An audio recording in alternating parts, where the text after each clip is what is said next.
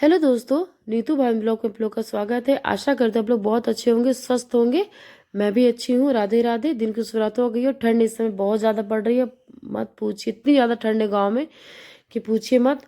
और तो आप मुझे पूरे टाइम आप देखे होंगे कैप लगाए। आज पापा बोले, जब आए थे तो पापा बोले थे कि बेसन की सब्जी बना देना। हम लोग के बुंदेलखंड में इसे धोख बोलते हैं। आप बताइएगा, आपको बेसन की सब्जी, बहुत लोग गट्टे की सब्जी बोलते हैं, लेकिन हमारे यहाँ इसे धोख बोलते हैं। आप इसे चाहे स्टीम करके बनाइए और चाहे इसको पानी में बॉयल करके बनाइए। और इसको बनाने में इसका एक मतलब, जब आप आटा लगाएं तो इसमें सारे गरम मसाले डाल दीजिए। और लहसुन मिर्च अदरक का पेस्ट हो गया, प्याज भी, और थोड़ा सा सरसों का तेल डाल के और पानी से आप आटे की तरह गूंथ लीजिए। फिर चाहे आप इसको स्टीम करके बनाइए और चाहे इसको आप पानी में उबाल के बनाइए। इसकी सब्जी बहुत अच्छी बनती है। तो हम लोग को आज जाना है रीवा, और गाड़ी आ गई। भैया ने गाड़ी बुक कर दी है, क्योंकि भैया बोले कि तुम लोग बस से जाओगे तो परेशान हो जाओगे, और बच्चे भी पाँच पाँच बच्चे हैं और फिर सामान भी है तुम लोगों का, तो परेशान हो जाओगे। तो भैया ने गाड़ी कर दी थी और गाड़ी आ गई। गाड़ी वाले भैया भी बोले हैं कि आप लोग अपना काम कर लीजिए, हम वेट कर लेंगे आपका। क्योंकि हमको जाना है ना, तो सोचते हैं कि क्या क्या करके जाए। मम्मी को कम से कम एक टाइम को मम्मी, मतलब कि मम्मी को आज से खाना बनाना ना पड़े।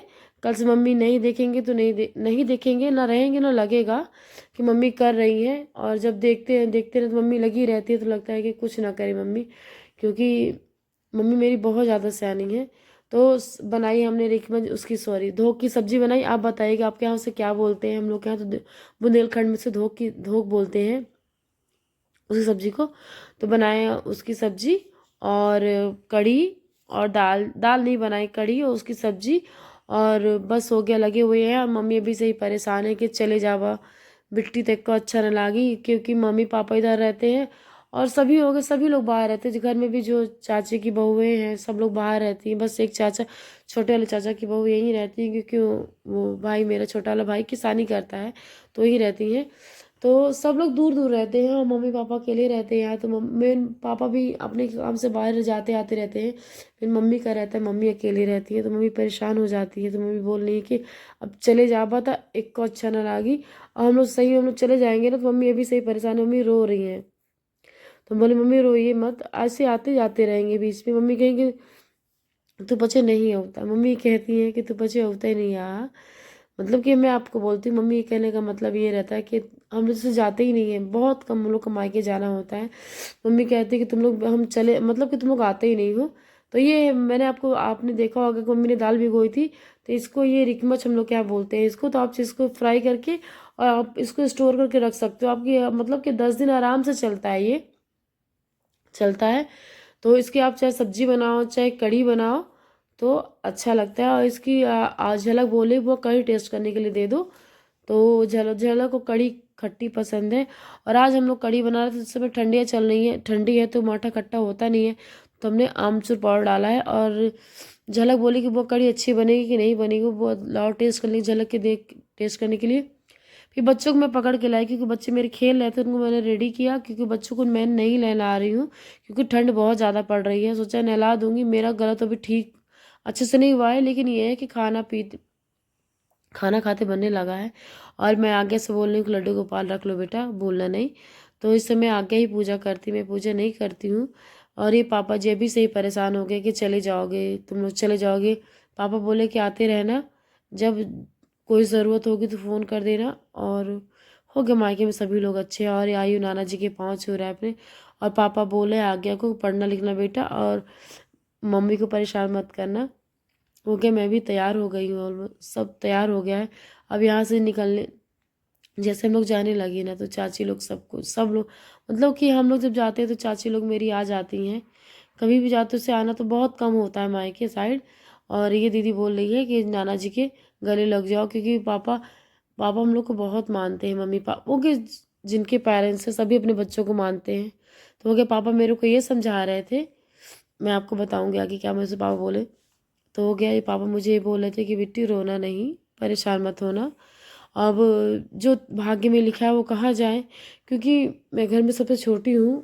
मतलब कि अपने तीनों, दो भैया हैं और भी मुझसे बड़े बड़े दीदी लोग हैं। तो मैं, मेरे से बस एक छोटी बहन है, चाचा की लड़की, वो। बाकी तो पापा वही बोल रहे हैं कि क्या किया जा सकता है। सॉरी, आज थोड़ा सा क्योंकि अब मायके से जाओ ना तो हो जाता है, रोऊंगी नहीं मैं।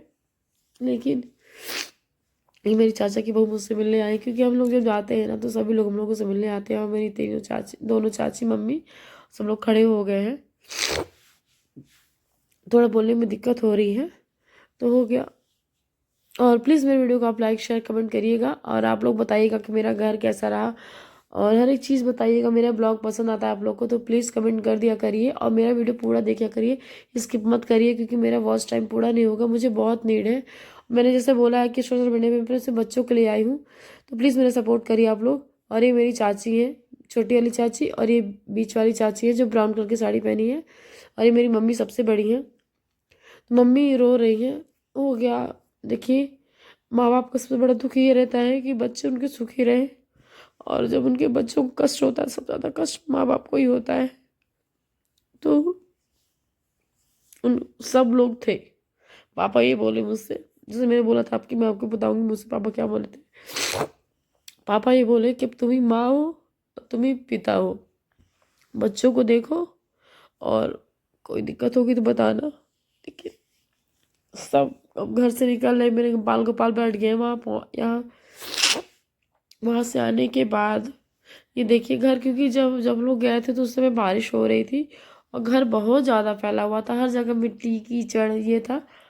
तो घर बहुत फैला हुआ है, और बच्चों को मम्मी तो खाना पीना, मम्मी सब बना के दी है खाना, और पैक करके लाए घर से खाना। खाना वाना बनाना नहीं है, बस ये कि घर साफ करना है। और बच्चे अपना रीवा आके बहुत खुश है मायके से, मतलब कि मैं वहाँ से आ गई हूँ मायके से।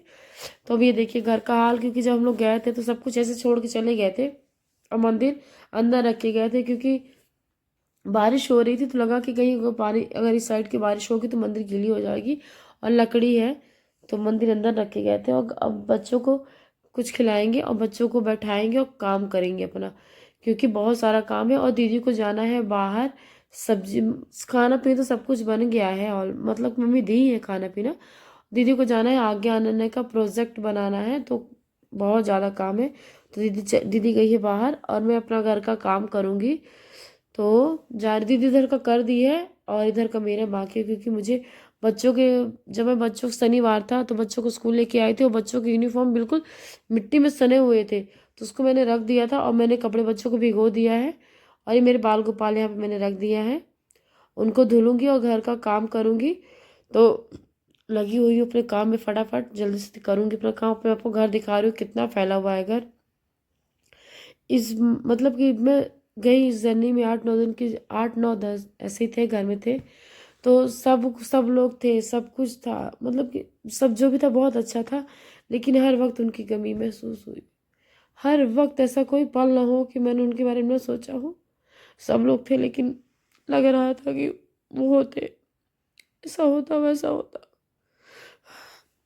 लेकिन क्या बोलूँ मैं, थोड़ा बोलने में दिक्कत हो रही है। उनका जहाँ जहाँ जिक्र आता है तो इमोशनल हो जाता है थोड़ा सा। लेकिन मैं रोना नहीं बिल्कुल भी चाहती हूँ, लेकिन वो हर वक्त याद आते हैं। ऐसा कोई पल, कोई दिन, एक लम्हा, एक क्षण ना गया हो कि उनको मैंने याद ना किया हो। तो हो गया। फिर मैंने कपड़े वगैरह धुले, सब कपड़े धुले, और छत पे कपड़े डाले आ गए, क्योंकि आरन को नीचे बैठा दिया था, टीवी चला दिया था। आरन ने आगे के साथ टीवी देख रहे थे वो लोग, और आयु मेरे साथ ही है।